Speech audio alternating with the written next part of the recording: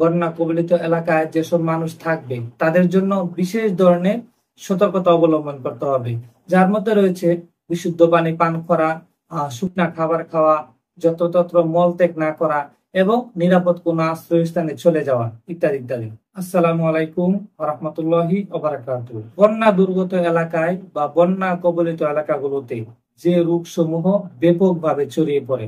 দর্শক, বন্যা কবলিত এলাকায় বন্যা পরবর্তী সময়ে যে রোগসমূহ ব্যাপকভাবে ছড়িয়ে পড়তে পারে এই রোগসমূহ নিয়ে কথা বলবো এবং এই রোগসমূহ হলে কি করতে হবে তাও আলোচনা করার চেষ্টা করব। মোটা দাগে বন্যা কবলিত এলাকায় বন্যা পরবর্তী সময়ে যে রোগগুলো সবচেয়ে বেশি কমনলি দেখা যায় তার মধ্যে হচ্ছে diarrhoea, dysentery, cholera, hepatitis A, typhoid, giardia ইত্যাদি ইত্যাদি। অর্থাৎ পাতলা পায়খানা, কলেরা, জন্ডিস, আমাশা, টাইফয়েড ফিভার এই রোগসমূহ ব্যাপক হারে ছড়িয়ে পড়ে।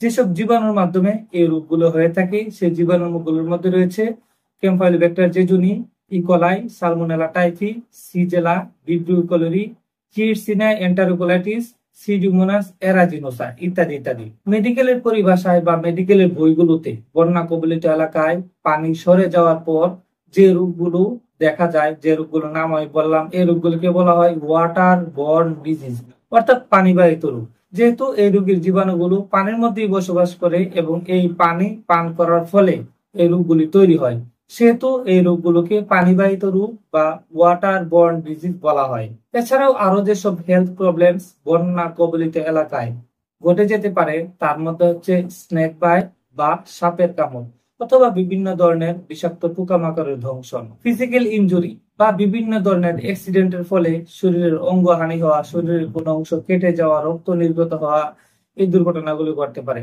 ড্রাউনিং বা পানিতে ডুবে যাওয়া বা পানিতে ডুবে মরে যাওয়া ইত্যাদি ইত্যাদি। দর্শক, এছাড়াও বন্যা কবলিত এলাকায় বিভিন্ন ধরনের বায়ুবাহিত রোগ ব্যাপক হারে ছড়িয়ে পড়তে পারে।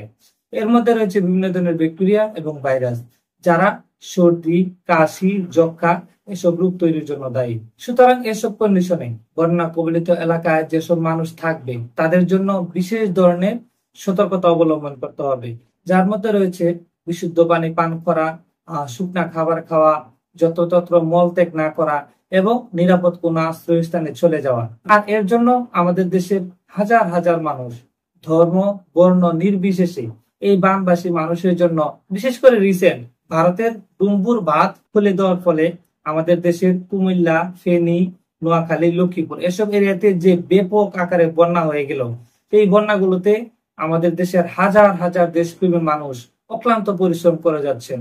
বিভিন্ন ধরনের আশ্রয়স্থানের ব্যবস্থা, ফুড সাপ্লিমেন্ট বা স্বাস্থ্য সমস্ত খাবারের ব্যবস্থা, বিশুদ্ধ পানির ব্যবস্থা সহ সব ধরনের প্রবলেম সলভ করার চেষ্টা করছেন। সরকারিভাবে এবং বেসরকারিভাবে বিভিন্ন এনজিও, স্বাস্থ্য সংস্থা এবং ওষুধ কোম্পানি সহ দেশের সকল পেশার মানুষ এতে কন্ট্রিবিউট করে যাচ্ছেন। বিশেষ করে আমাদের দেশের দেশপ্রেমী সেনাবাহিনী, তারা তাদের সর্বোচ্চটাই করে যাচ্ছেন। প্রিয় দর্শক, সবশেষে বলতে চাই, এই প্রাকৃতিক দুর্যোগ অবশ্যই আমরা একদিন কাটিয়ে উঠবো ইনশাল্লাহ, আর এটাই আমার বিশ্বাস।